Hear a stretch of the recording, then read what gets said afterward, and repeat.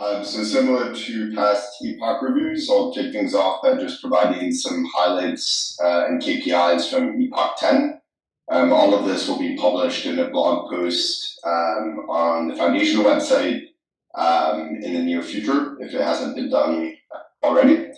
So yeah, just kicking things off. So total volume on the protocol during the last Epoch decreased pretty significantly.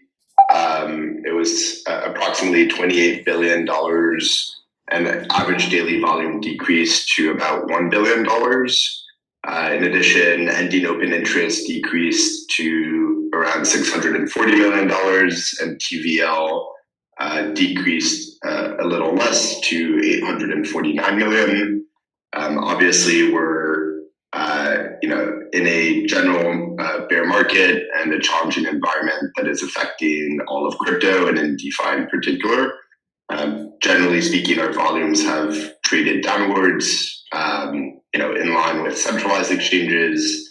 Having said that, our market share in terms of volumes, is approximately, relatively stable. So I think, it is a reflection of just general market conditions, and as the market recovers at some point, we're well positioned to grow with that. But it's clear that from a pure metric standpoint, the last Epoch was a challenging one, but we continue to build and focus on the long term.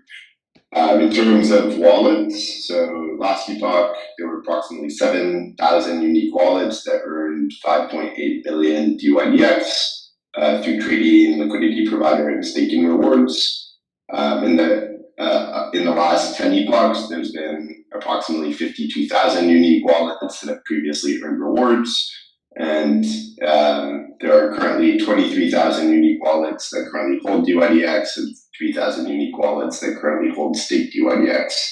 I would say I find this quite encouraging, actually, given the volatility in the token price and just general market sentiment. We've actually seen the number of dYdX holders stay relatively flat every epoch for the last few epochs, and then we continue to see the trend of an increasing number of wallets staked to the safety module.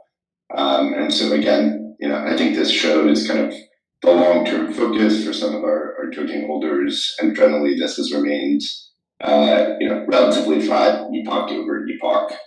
In terms of the LP rewards, so 43 addresses were eligible for LP rewards last epoch. This epoch, there's 47 addresses, so 30 existing and 17 new ones that did more than 25 basis points in maker volume in the last epoch, and thus are eligible to participate in LP rewards for Epoch 11. Ever since the formula change last epoch around how the LP rewards are calculated, we have seen the competition in the pool increase. I think it probably takes a few epochs for dynamics to fully play out, and clearly there's a lot of compounding variables with the market more broadly. But generally, I think if you look at the preliminary data, the changes to the LP rewards did result in a more competitive dynamic between existing market makers, and so that's overall encouraging. On the liquidity module side of things, so there was 273 million USDC staked at the end of the epoch from approximately 690 users. At the start of Epoch 11, there's currently about 247 million USDC actively staked and earning rewards. And same dynamic as in the past, there's 5 market makers that have borrowed that capital. It's still largely underutilized relative to how much is staked. And this is an increasing area of discussion within community members around how to think about this pool and how to potentially optimize or reorganize the liquidity module more broadly. Lastly, on the safety module, so there's currently 36 million dYdX staked from 3,000 users. Again, we've seen this number increase as the circulating supply of dYdX has increased, with stakers locking up their funds for at least a month. and really having kind of a long-term view to earn additional dYdX with their existing dYdX. At the end of the Epoch, there's currently, or soon to be, 11.29% of the total dYdX supply in circulation, or considered liquid. Again, this has increased, over the last 10 epochs or so, and is now above the 10% threshold required for a long time lock vote. So really, at this point, the community has the ability to make any changes to the governance contracts using any type of executive or contract that is available to them.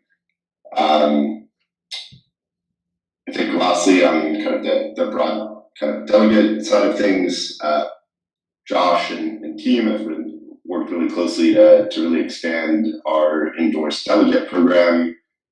We currently have 11 endorsed delegates, and we encourage anyone interested in becoming an endorsed delegate to formally apply.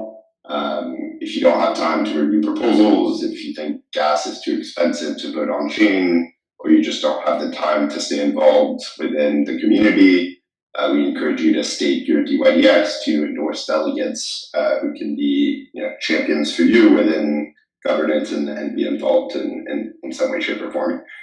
Other updates on the governance side. So, last week we saw a snapshot poll that was submitted by Reverie to add 5 new assets to the smart contract. That vote to add 8 Step-in, Phantom, Axie, and Optimism to the exchange had nearly unanimous support from about 11 million dYdX and 477 voters. So really encouraging to see that.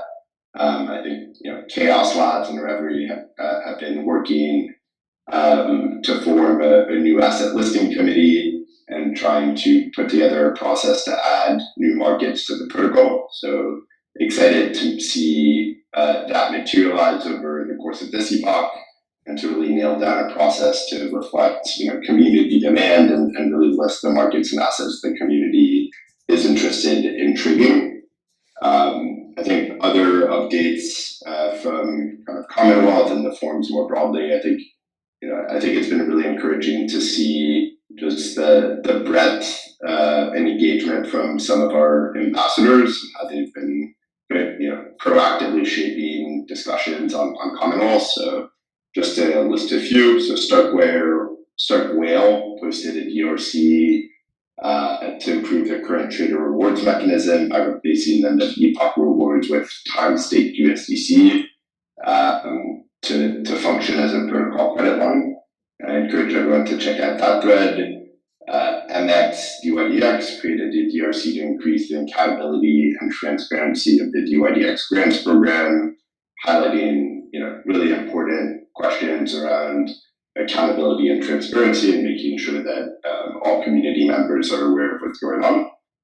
Lememe posted a DRC about providing hedging holders with the opportunity to mint and distribute 10 referral links.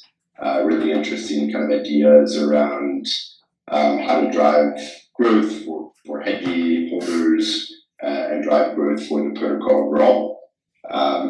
We also saw a proposal from Devin Matthews from a blockchain at Berkeley team, who's exploring the possibility of adding dYdX, i.e., compound dYdX, to be staked in the safety module, and thinking about how to drive utility for dYdX in the broader DeFi ecosystem. So overall, some really interesting food for thoughts. Encourage everyone to check out Commonwealth, participate, ask questions, come up with your own proposals, and engage in ideation to drive the protocol forward. Lastly, just a few updates on the ambassador program. So obviously, we at the foundation have been working with all of our ambassadors over the course of season 0. James has done a fantastic job onboarding 17 ambassadors who are actively contributing to the 6 boroughs, the Analytics Bureau, the Governance Bureau, the Media Bureau, Risk Analysis Bureau, Student Bureau, and User Onboarding Bureau. These boroughs are really a step in the direction of a multiple sub-DAOs with functional kind of alignment with the protocol. And it's great to see over the course of season 0 some really awesome output from all of our ambassadors. As we move into season 1, all of our ambassadors have been actively sharing updates on Discord, on Commonwealth about their plans, and have built some really awesome community tools for people to stay on top of all the things going on. But overall, been very impressed by the quality of our ambassador program and the output that people have started to ship. Lastly, on the DGP side, so I think we have hopefully Carl or someone from the grants program on here, but they have finalized kind of their funding for grants version 1. They've distributed 62 grants to with over $2 million in funding, and have announced that new grants are currently paused to preserve remaining capital for existing commitments. The DGP is working on a proposal to continue operations, and are currently focused on increasing the completion rate for existing grantees, and making sure that they provide marketing and showcase all of the grants that have been completed over the last few months. So excited to continue to see more grantees execute there and finalize some of the commitments. Lastly, just some updates from the dYdX trading side over the course of the last epoch. So obviously the trading team launched the public iOS app. Encourage everyone to check that out if you haven't already. And again, a huge thank you to all beta testers for their time and effort. The product continues to evolve and iterate with user feedback, and encourage everyone to continue to post important, insightful product feedback in the product feedback channel and through other channels more public.